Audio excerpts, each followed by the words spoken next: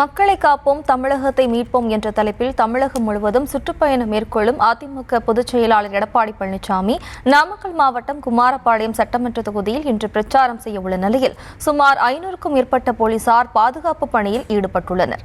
இதுகுறித்தான கூடுதல் விவரங்களோடு இணைகிறார் நமது செய்தியாளர் தங்கமணி. வணக்கம் தங்கமணி, விவரம்.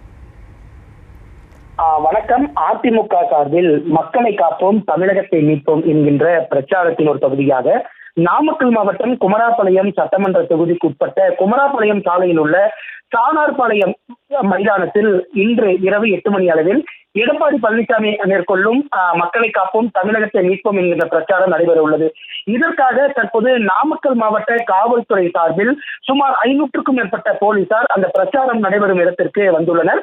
தொடர்ந்து இவர்கள் பாதுகாப்பு பணி மற்றும் கார்கள், வேன் ஆகிய நிறுத்தும் பகுதிகளுக்கு பாதுகாப்பில் ஈடுபட உள்ளனர். தொடர்ந்து இந்த போலீசாரை பொறுத்தவரை ஒரு ஏடிஎஸ்பி, 2 டிஎஸ்பி, காவல் ஆய்வாளர்கள், காவல் உதவி ஆய்வாளர்கள் போன்ற சுமார் 500க்கும் மேற்பட்ட போலீசார் தற்போது பாதுகாப்பு பணியில ஈடுபட்டு இருக்கின்றனர். அதே சமயத்துல எடப்பாடி பழனிசாமி பிரச்சாரம் மேற்கொள்ளும் அந்த பிரச்சார வாகனத்தை சுற்றிலும் போலீசார் தற்போது அந்த பேரிகார்டு என்பவர்களை அமைக்கும் பணியில ஈடுபட்டு இருக்கின்றனர்.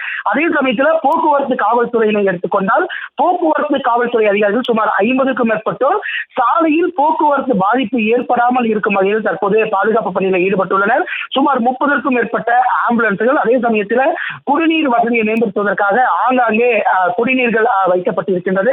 அதே சமயத்தில் சாலை முழுவதுமே தற்போது போலீசார் பாதுகாப்பு பணியில் ஈடுபட்டு இருக்கின்றனர்.